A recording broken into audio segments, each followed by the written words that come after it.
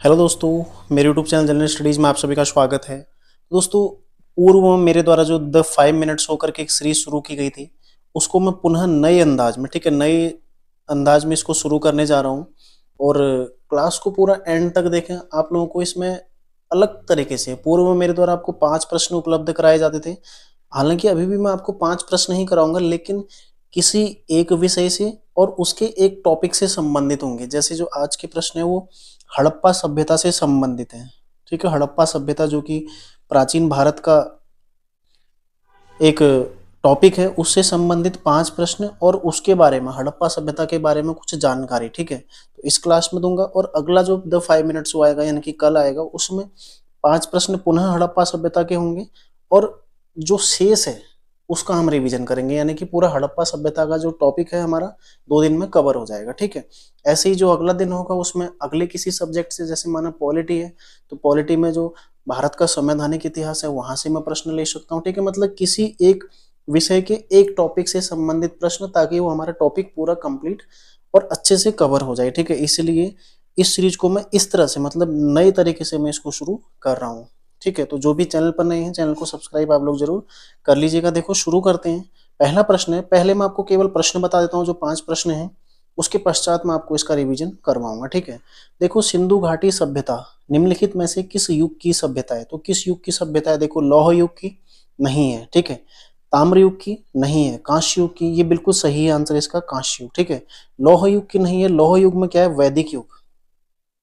ठीक है, ताम्र युग ये सिंधु घाटी सभ्यता से पहले का काल है। और कांस्य युग की सभ्यता कौन सी है? सिंधु घाटी सभ्यता। ठीक है, अगला प्रश्न देखो, इसका प्रश्न संख्या 2। हड़प्पा नामक स्थल का उत्खनन कार्य किसके द्वारा किया गया था? तो हड़प्पा नामक जो स्थल है, इसका उत्खनन कार्य किसके द्वारा किया गया था? इसका सही आंसर है दयाराम साहनी। ठीक है, कब किया था? 1921 में। 1921 में इसका उत्खनन कार्य किया गया था। और किसके द्वारा किया गया था? दयाराम साहनी के द्वारा। ठीक है, देखो, अगला प्रश्न है, निम्नलिखित में से कौन सी नदी हड़प्पा संबंधी स्थलों से संबंधित नहीं है? मतलब ऐसी कौन सी नदी है जो हड़प्पा सभ्यता की सीमा के अंतर्गत स्थित नहीं थी? यानी कि कोई न कोई स्थल जिस नदी के किनारे पर नहीं था। ठीक है, देखो, कौन सी नदी है? यमुना नदी, भोगवा नदी है। ठीक है, हिंडन नदी भी है, रावी। रावी के तट पर कौन है? हड़प्पा, भोगवा, लोथल। ठीक है, और हिंडन कौन सा है? मेरठ का आलमगीरपुर। ठीक है, आलमगीरपुर। तो ये तीनों सही आंसर है। यमुना इसका गलत आंसर हो जाएगा। ठीक है, तो इस प्रकार विकल्प जो प्रश्न संख्या 3 है, इसका विकल्प डी सही आंसर हो जाएगा। अगला देखो, प्रश्न संख्या 4 है आज का। निम्नलिखित में से किस हड़प्पाई स्थल से तांबे की कुल्हाड़ी? महत्वपूर्ण सवाल है, अंडरलाइन इसको आप लोग कर लीजिए। ठीक है, स्टार लगा लो, इस प्रश्न पर छपने वाला सवाल है। ठीक है, तो कहाँ से प्राप्त हुई है? ये हुई है, देखो, रोपड़ से। ठीक है, रोपड़ से प्राप्त हुई है। निम्नलिखित में से किस हड़प्पाई स्थल से तांबे की कुल्हाड़ी प्राप्त हुई? यदि ऐसा प्रश्न बनता है तो उसका सही आंसर क्या हो जाएगा? रोपड़। ठीक है, अगला देखो, 5वां प्रश्न है और आज का लास्ट प्रश्न है। इस प्रश्न के पश्चात हम इसको विस्तार पूर्वक जानेंगे। ठीक है, क्योंकि एक ही टॉपिक है, तो टॉपिक को हम अच्छे से समझेंगे उसके पश्चात। ठीक है, देखो, निम्नलिखित में हड़प्पा सभ्यता के संबंध में कौन सा कथन सही है? हड़प्पा सभ्यता के संबंध में कौन सा विकल्प होगा? ठीक है, कथन के बजाय विकल्प इसको आप लिखोगे तो बेहतर रहेगा। कौन सा विकल्प सही है? यह एक अर्ध विकसित ग्रामीण थी। अर्ध विकसित ग्रामीण सभ्यता थी? नहीं थी, बिल्कुल भी। ठीक है, अर्ध ग्रामीण सभ्यता थी? ये भी नहीं था। पूर्णतः ग्रामीण? ये भी नहीं था। ये क्या थी? एक नगरीय सभ्यता थी। ठीक है, ये क्या थी? एक नगरीय। इसको यदि आप पूर्णतः नगरीय कहेंगे तो कोई अतिशयोक्ति नहीं होगा। ठीक है, एक पूर्णतः नगरीय सभ्यता हड़प्पा सभ्यता थी। ठीक है, यहाँ की जो नगरीय व्यवस्था थी, ठीक है, एक सुनियोजित तरीके से उसको किया गया था। ठीक है, अब देखते हैं, देखो, विस्तार थोड़ा इनका। देखो, हड़प्पा स्थल जो है, हड़प्पा स्थल, ठीक है, ये पाकिस्तान में पड़ता है।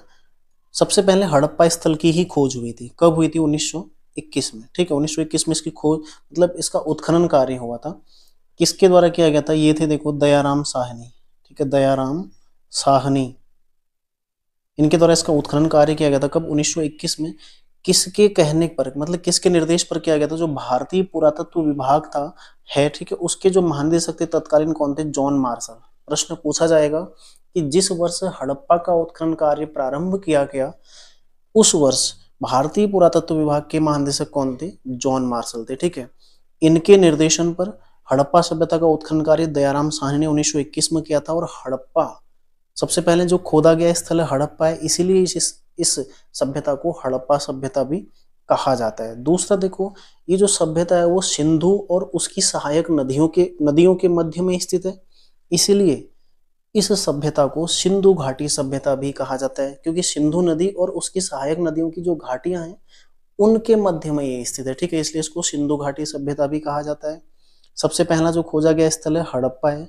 दूसरा स्थल देखो 1922 में कौन सा, मोहनजोदड़ो, ठीक है, राखाल दास बनर्जी के द्वारा, राखाल दास बनर्जी, ठीक है, इनके द्वारा मोहनजोदड़ो इसको खोदा गया था 1922 में। और तत्कालीन जो भारतीय पुरातत्व विभाग के महानिदेशक थे तब भी कौन थे, जॉन मार्शल थे, ठीक है। तो ये आपका इतना कंप्लीट हो गया। अब देखो हड़प्पा जो सभ्यता है इसके 4 भौगोलिक स्थल, मतलब भौगोलिक सीमाएं इसकी, यदि आप देखते हैं इस तरह से, ठीक है, हल्का सा ऐसे ले लो आप, ये जो है ये दक्षिण हो गया, पूर्व, उत्तर और पश्चिम, ठीक है। इसका जो दक्षिण का स्थल था कौन सा था, दैमाबाद, ठीक है, दैमाबाद इसका दक्षिण का स्थल था, जो कि अहमदनगर जिले में महाराष्ट्र में ये पड़ता है, ठीक है, महाराष्ट्र में ये पड़ता है, कहाँ, अहमदनगर जिले में, ठीक। पूर्वी जो स्थल था इसका कहाँ था, ये था, पूर्वी स्थल था देखो मेरठ में, आलमगीरपुर मेरठ, ठीक है, ये पूर्वी स्थल था इसका। बाकी इसका जो पश्चिमी स्थल था ये कहाँ था, पश्चिम में सुतका गैंडोर, जो कि कहाँ पड़ता है, बलूचिस्तान प्रांत पाकिस्तान में, ठीक है, दास्क नदी के तट पर है। जो पूर्वी स्थल है वो हिंडन नदी के तट पर है, ठीक है। जो उत्तर में स्थल है वो मांडा, जम्मू कश्मीर में चिनाब नदी के तट पर है। ये सारी चीजें पूछी जाती हैं। देखो दक्षिण में जो दैमाबाद है, अहमदनगर जिला, ये महाराष्ट्र में पड़ता है, ठीक है। ये चारों महत्वपूर्ण है। इसका सीमांकन, जो भौगोलिक सीमांकन है, आपसे पूछा जा सकता है किस नदी के तट पर है, ये आपसे पूछा जा सकता है, ठीक है। तो काफी महत्वपूर्ण ही रहेगा आपके लिए। अगला देखो, कुछ जो यहाँ से साक्ष्य प्राप्त हुए हैं उसके संबंध में चर्चा कर लेते हैं। मोहनजोदड़ो जो कि एक महत्वपूर्ण स्थल है, ठीक है, आपने मूवी भी देखी होगी मोहनजोदड़ो, तो वहां पर एक श्रृंगी जो पशु है उसको पहने हुए दिखाया गया उस मूवी में भी, ठीक है। तो ये एक श्रृंगी पशुओं की जो वाली मुद्राएं कहाँ से प्राप्त हुई है, मोहनजोदड़ो से, ठीक है। महिला की एक कांस्य मूर्ति प्राप्त हुई है, ठीक है। अगला देखो, जो हड़प्पा है ये भी पाकिस्तान में पड़ता है, ठीक है। यहाँ से कांसे की एक गाड़ी और कांसे का दर्पण, मतलब दोनों कांसे की चीजें कहाँ से, हड़प्पा से। चुन्हू देखो, मन के बनाने का कारखाना, मतलब जो भी सजने धजने का सामान है सब कहाँ बन रहा है, देखो चुन्हू में, ठीक है। देखो इसकी चर्चा करेंगे हम, चुन्हू में बन रहा है। यहाँ पर मन के बनाने का कारखाना कहो, लिपस्टिक, ये तब भी अस्तित्व में आ गई थी, ठीक है, लिपस्टिक। और वक्राकार ईंट, और इसके अलावा देखो काजल, ये सारी चीजें तब सबसे वर्तमान तक प्रचलित हैं और भविष्य में भी रहेंगी, ठीक है। तो कहाँ से इनकी शुरुआत हुई है, देखो चुन्हू से यहाँ से इनके साक्ष्य प्राप्त हुए हैं। इसके अलावा देखो लोथल से पूर्ण हाथी दांत, मतलब हाथी से भी परिचित थे, भले ही उसको पालतू नहीं बनाया था लेकिन परिचित थे। उसके अलावा देखो वृत्ताकार, ठीक है, वो वक्र था, ये वृत्त है मतलब गोला, ठीक है, वृत्ताकार। एवं चौकोर अग्निवेदिका, देखो वृत्ताकार और चौकोर अग्निवेदिका कहाँ से प्राप्त हुई है, लोथल से प्राप्त हुई है, ठीक है। कालीबंगा से देखो जुते हुए खेत के साक्ष्य, कालीबंगा से क्या चीजें प्राप्त हुई हैं, जुते हुए खेत के साक्ष्य यहाँ से प्राप्त हुए हैं। जो बनवाली है यहाँ से देखो जौ प्राप्त हुए, ठीक है। मिट्टी का हल प्राप्त हुआ है। सड़कों पर बैलगाड़ी के पहिए का साक्ष्य कहाँ से प्राप्त हुआ है, बनवाली से, ठीक है। जौ, मिट्टी का हल और सड़कों पर बैलगाड़ी के पहिए का साक्ष्य कहाँ से प्राप्त हुआ है, बनवाली से, ठीक है। रोपड़ से क्या प्राप्त हुआ है, तांबे की कुल्हाड़ी। तो ये यहाँ से साक्ष्य प्राप्त हुए हैं।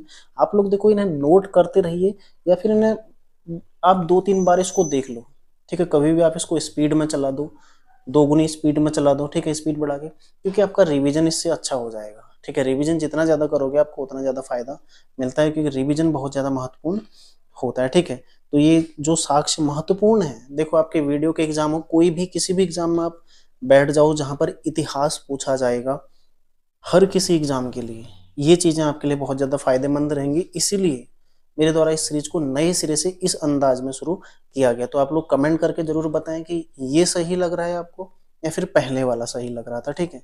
बाकी कुछ और फैक्ट हम इसमें देख लेते हैं। देखो जो हड़प्पा सभ्यता है इसका सबसे बड़ा संग्रहालय कहाँ बनाया जा रहा है, राखीगढ़ी हरियाणा में बनाया जा रहा है, ठीक है। अगला देखो राष्ट्रीय समुद्री विरासत संस्थान है, ठीक है, संग्रहालय नहीं, ये संस्थान है। इसका निर्माण कहाँ किया जा रहा है, लोथल में किया जा रहा है।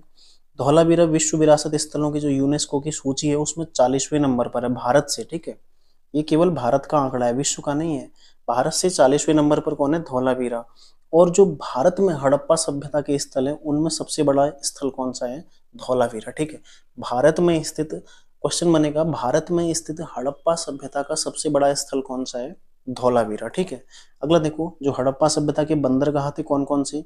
एक था सुतकागेंडोर जो कि बलूचिस्तान प्रांत पाकिस्तान में पड़ता है, दूसरा है लोथल जो कि गुजरात में पड़ता है, ठीक है। तो ये आज के लिए इतना ही हम इसमें चर्चा करेंगे।